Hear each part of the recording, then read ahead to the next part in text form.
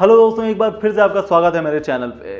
First of all I would like to thank each one of you मुझे इतना प्यार और सपोर्ट करने के लिए। आपके कमेंट्स मोटिवेट करते हैं हमें और ज़्यादा बेहतर करने के लिए। आज के इस वीडियो में मैं आपके लिए ऐसा एक टॉपिक लेकर आया हूं कि आप किसी भी चरण पे हो अपने करियर डिसीजन मेकिंग के, ये प्लान आपको बहुत काम आएगा और आपको इस तरीके से अपना पूरा का पूरा करियर प्लान करना चाहिए। चाहे आप स्कूल स्टूडेंट हो, कॉलेज स्टूडेंट हो, ग्रेजुएट हो, पोस्ट ग्रेजुएट हो या गवर्नमेंट एग्जाम की तैयारी कर रहे हो, ये प्लान आपके लिए बहुत ज़्यादा इंपॉर्टेंट है। तो इस वीडियो को लास्ट तक देखना मत भूलिएगा। तो चाहिए शुरू करते हैं। सो दोस्तों, सबसे पहले हम क्या करते हैं, आज मैं जिस भी जगह पर हूं that is my initial point A, let's say, ठीक है। पॉइंट ए कुछ भी हो सकता है, आपका क्लास 9 10th हो सकता है, 11th जहां पर आप स्ट्रीम सिलेक्शन करते हैं वो हो सकता है, आप ग्रेजुएशन कर रहे हैं उसकी स्ट्रीम जो आपने सेलेक्ट करी है वो हो सकता है, मास्टर्स आपको क्या करने हैं वो हो सकते हैं, और इस तरीके की सारी चीजें। तो आप आज की डेट पर जहां पर भी हो that is your point A. Now when we are making a career plan, so मुझे एक प्लान बी तक पहुंचना है। Plan B is my goal. तो अगर मुझे इंजीनियरिंग करनी है, so being an engineer, I M tech और B tech engineer is my ultimate goal, जहां से मैं जॉब या बिजनेस कर सकता हूं। अगर आप सीए करना चाहते हैं तो सीए का आपके पास जब रजिस्ट्रेशन हो जाता है that is your plan point B, जहां पर मुझे पहुंचना है। So that is my ultimate goal.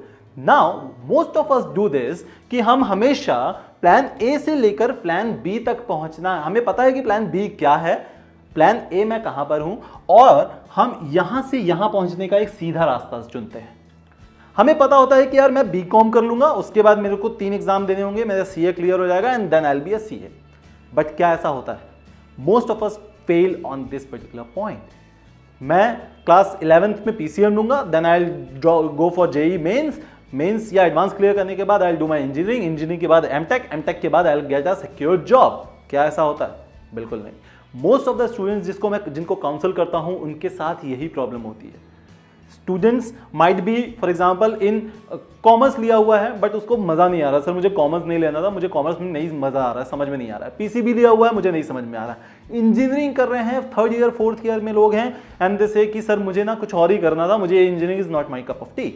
Now the problem here is कि ये सीधा रास्ता हमने चुना था। There might be nodes in between. ये नोड्स क्या हो सकते हैं? पॉइंट सी और point D can be different nodes. Bachelors, masters, any degree, diploma, certificate, any skill development program can be your nodes while reaching from A to B. So ये हमारा सीधा रास्ता है। बट फॉर एग्जाम्पल आप समझिए कि आप एक हाईवे में ड्राइव कर रहे हैं और उस हाईवे में अचानक से रोड ब्लॉक है, आपको जाना है दूसरी तरफ, बट अब आपको उस जगह से दूसरे रास्ते नहीं पता है कि आप कैसे जा सकते हैं। Now what you will do is you will try to stop here and you will try to realize कि भाई दूसरे ऑप्शंस क्या हो सकते हैं, राइट? या फिर आपको ऑलरेडी 3-4 रास्ते पता थे, आप एक जगह ब्लॉक हुए, आपने तुरंत दूसरा डायरेक्शन ले लिया, ठीक है। सो या फिर आपने ऑलरेडी पहले ही पता कर लिया था, गूगल मैप्स वगैरह पे देखकर या लोगों से आपने पता कर लिया था कि ये रास्ता यहां पर ब्लॉक है, मैं नहीं जा सकता। तो आप क्या करेंगे? आप डायरेक्ट ए से पॉइंट बी पर जाएंगे विद अ डिफरेंट रूट, ठीक है। इस दूसरे रूट को हम बोलते हैं प्लान बी। सो मुझे पता है अगर कि यहां पर एक प्रॉब्लम आ सकती है और अगर ये प्रॉब्लम आएगी तो मैं क्या दूसरा ऑप्शन ले सकता हूं, that is your plan B. Plan B में भी हो सकता है कोई प्रॉब्लम है, इसके लिए अगर कोई ऑप्शन है तो ये plan C.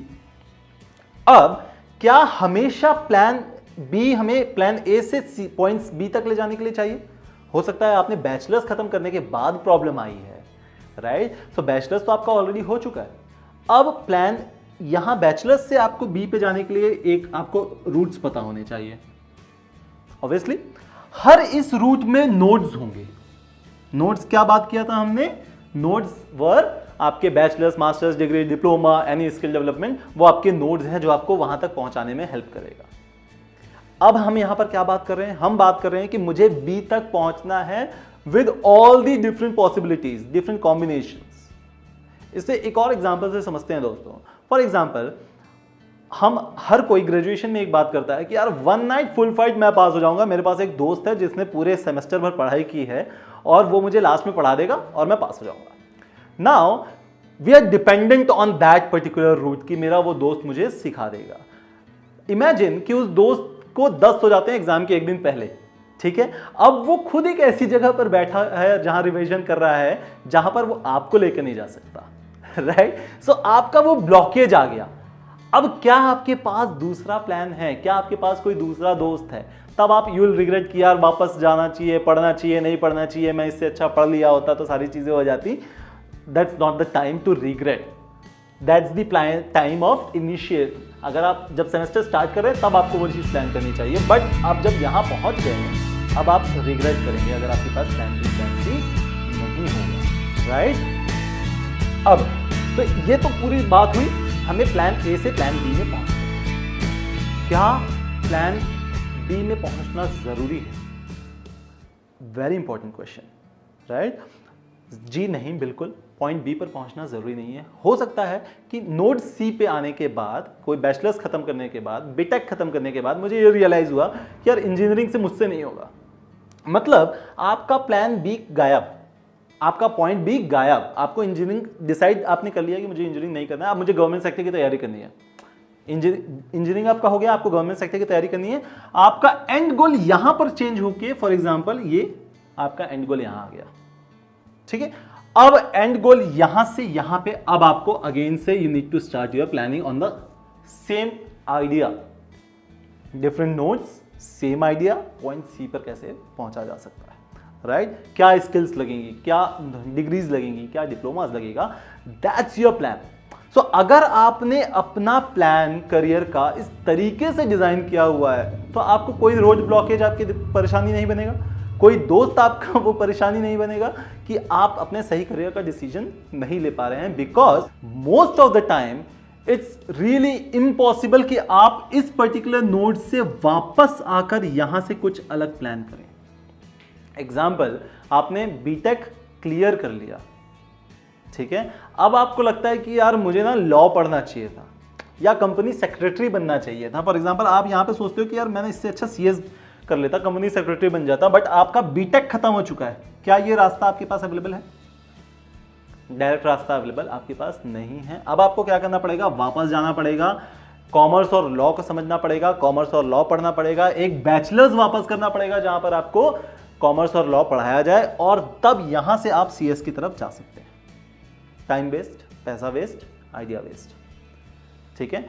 So this is how we completely plan our career. So अगर आप ऑलरेडी किसी करियर काउंसलर को जानते हैं, so go and meet that professional. बहुत ज्यादा चार्ज नहीं होता है, बहुत मिनिमम चार्ज होता है, but that charge is worth every penny. Most of the time ये होता है कि बच्चे क्लास 10th के बाद they start preparing for JEE mains. Engineering करनी है सर, ठीक है, हजारों रुपए खर्च किए, जेई का एग्जाम फेल हो गया। नीट करना है सर, मुझे एमबीबीएस करना है, नीट का एग्जाम दूंगा मैं। 12th एग्जाम दिया, फेल हो गया। अब क्या करेगा? यही एक रास्ता था उसके पास। अब उसको पता ही नहीं है कि सर मेरे प्लान बी और प्लान सी क्या हो सकते हैं। क्या मैं पीसीबी लेने के बाद मेरे पास एन नंबर ऑफ ऑप्शंस हो सकते हैं पीसीबी से, ठीक है। सो ये जो कंप्लीटली प्लान आपको करना है, ये आपको कोई भी करियर काउंसलर, अगर अच्छा काउंसलर है तो वो आपको बहुत अच्छे से गाइड कर सकता है। So go and meet those person. आप जिस भी एरिया में हैं, जिस विसिनिटी पे है, गूगल पर सर्च कीजिए, आपको कुछ अच्छे काउंसलर्स मिल जाएंगे। अगर आप छत्तीसगढ़ से हैं, नीचे दिए नंबर पे आप कॉल कर सकते हैं। अगर आप छत्तीसगढ़ के बाहर से भी हैं तो आप टेलीफोनिक काउंसलिंग के लिए नीचे दिए नंबर पर कॉल कभी भी कर सकते हैं। So I will be ready to help you guys. Thank you, have a great career.